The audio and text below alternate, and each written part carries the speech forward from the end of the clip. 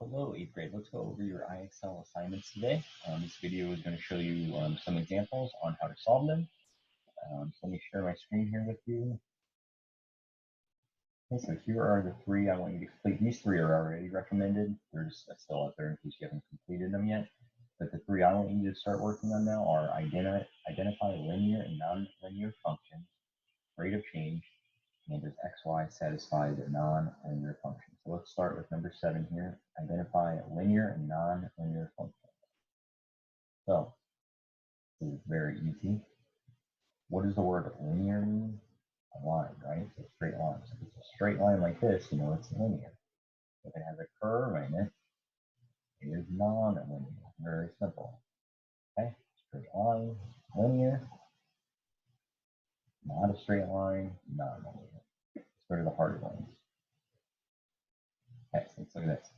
What is the function y equals 4 times x squared plus 5x plus 1 linear? Well, remember, we've been working on this a while now. A linear equation is y equals mx plus b, right? It's not squared or anything like that. This is squared, so you know it's going to be a non-linear function. So I'm going to know them. Y equals 8, linear or non-linear, right? It's just basically all that's saying is y equals 8. So on a graph, right, if you had a graph here, it's going to say y is 8. And when you have that, right, that is going to be a linear, right? So let's look at one more. Y equals, this is 9 raised to the x. This is not 9x, right? It's 9 raised to the power of x. So that's non-linear. Y equals negative 9x, that's linear. No exponents. Y equals x minus 5, that's linear. Y equals mx plus or minus b still. One more. Y equals 1 over 4x minus 1/7, right? What do you guys think? Linear or non-linear? It's still y equals mx plus or minus b. I'm going to say linear. Of course, I'm wrong. I don't necessarily agree with this. Function y equals 1 over 4x. It has a variable in the denom. Okay, well, they didn't make that very clear. So the way I thought they were writing it was y equals, I assumed it was the whole thing with x. I should have seen that a little bit better. It's actually 1 over 4x, right? So if there is a variable in the denominator alone, it's going to be non-linear. I assumed that x meant the whole term, and I was wrong. Doesn't happen very often. Enjoy it while you can. So just keep that in mind.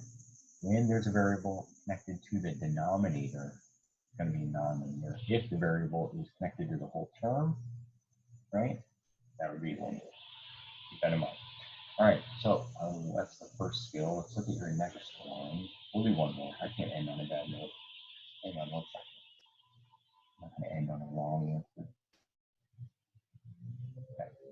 Well, this one's easy. Y equals negative 5 square root. Square root has nothing to do with linear equations. So we know that that's going to be non-linear. There we go. All right, so let's look at your second skill that I want you to complete. Grade module 5.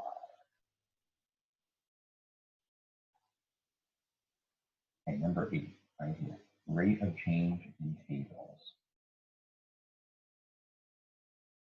So when you're doing rate of change, I want you to get a piece of paper out and write this down, right? So you won't know how to do this. Okay, so your rate of change, your rate of change is going to equal to your rate. Remember I told you in class, it's going to change triangles. So rate of change equals your difference, which is basically just subtraction. So your difference of the two numbers over your original amount. I'm supposed to say original. Okay, and I'll show you what that means. So write this down. I'm going to erase it now. So if we have, according to the table, what was the rate of change between 2015 and 17? So if we look at 15 right here and 17, okay, it went from 32 down to 28. So we lost how many? We lost 4. So -4 over, how many years was that? 2 years. That's going to be a -2. So they lost -2, right? They lost 2 employees per year. I'm pretty sure they want you just to put -2. Yeah, okay. So let's try one more.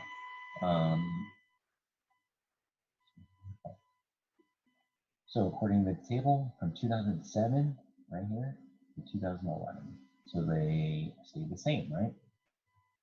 So you're obviously, this one's going to be easy, it's 0. Okay, let's do a little harder one. From 2009 to 2011, so 2009, 2011, they went down, I mean, 8, right?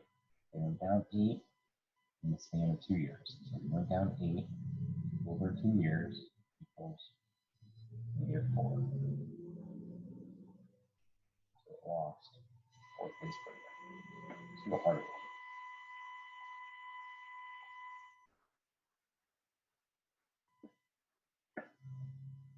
All right.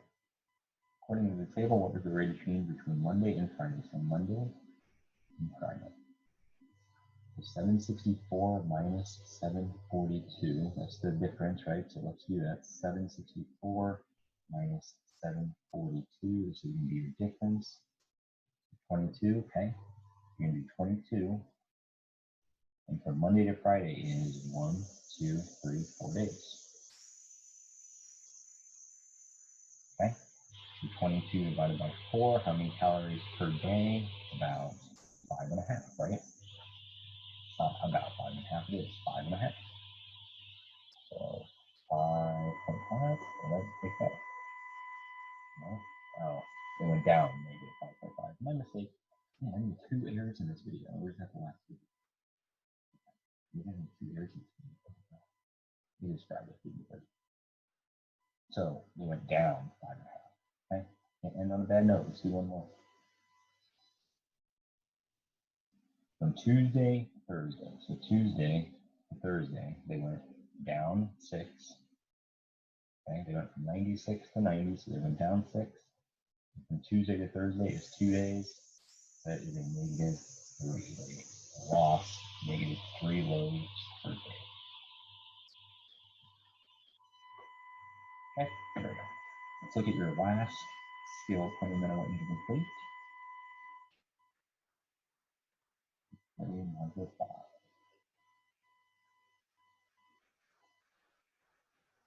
Does x, y satisfy the function? So all you're going to do with this one is, if you remember my plug it in videos in class, plug it in, plug it in. So all you're going to do is plug it in. So we have this equation, y equals x squared plus -9x minus -8. You need to see, remember this is your x value, that's your y value. So you're going to plug those numbers into that equation and see if they equal each other. So let's do it. So y is telling me 0, so do 0 equals, your x is -8, -8 squared plus a -9 times your x value, which is -8, minus -8. You got to see if this, right? You got to see if this whole thing equals 0. So let's work this out. Okay, so order of operations is telling you to do parentheses first, but there's really nothing you can do in the parentheses. So x -8 squared, right, is going to be a -64. It's not a positive 64 because this is not in parentheses. Right, so it's going to be -64. -8 times 8 is -64. Plus, you got a -9 times a -8 is a +72. And then remember, when you're subtracting a negative, you're really adding. Okay? So we need to see if this equals 0. Negative 64 plus 72 is a positive 8, right? Yes, it is a positive 8. 8 plus 8 equals 16. It does not equal 0. So this one would be no. Okay, let's look at this one. Very simple. 1 and negative 5. So, down again. Okay, so you're just going to plug them into this equation. So you got negative 5, that's your y value, y, x. And negative 5 equals 5 times your x value, which is 1, okay, squared. So you already know it's not going to be true because there is no negative sign over here. And that has to be negative. You should already know without finishing this that no, that's not going to match. This can be a hard challenge. Then. Let's see. Okay, so we got y equals x cubed minus x minus 6. Again, x, y. So we got negative 2 equals 0 to the third power minus 0 minus 2. Negative 2 equals 0 to the third power is 0 minus 0 is 0. These are just nothing. And that negative 2. Negative 2 does equal negative 2. You know that is going to be yes. We'll do one more. Ooh, this looks like a fun one. So we got 1 and 0, right? Don't forget, this is your x, this is your y. So we got 0 equals 6 times your x value to the third power minus negative 8 times your x value squared minus negative 2 times your x value. Oh boy, that's a long problem. We need to see if this whole thing equals 0.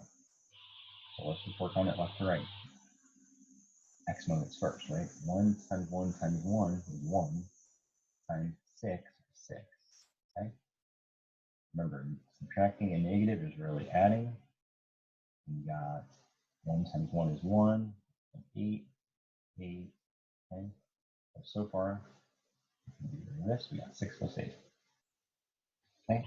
This was a negative sign. We got a negative and a negative, so we got negative, and we got subtracting negative 2 times 1. So if we do the multiplication first, negative 2 times 1 is a negative 2. And we got one more negative sign, so it's going to become a positive 2. You already see 6 plus 8 plus 2 is not going to be 0.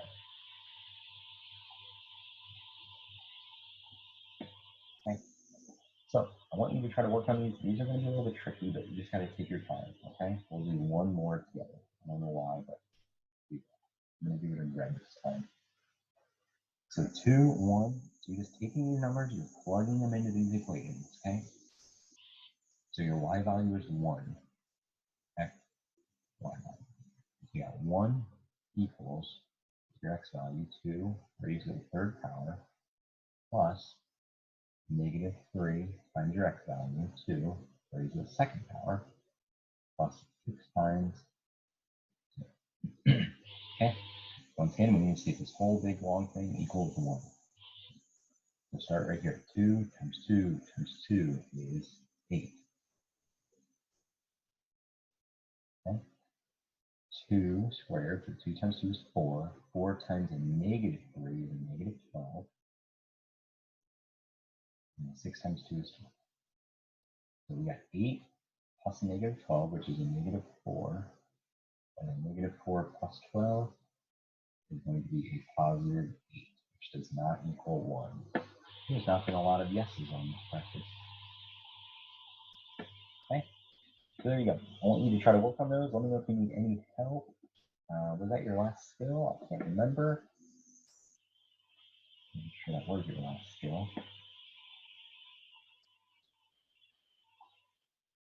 What? Okay. So 7 and these two. Try 7, and then I'm just going to say 8 and 9. Let's try to have you done by Tuesday. If you have any questions, let me know. I hope you all have a great weekend, and I will talk to you here in a little bit on Zoom. Don't forget, you have a special guest today. Take care.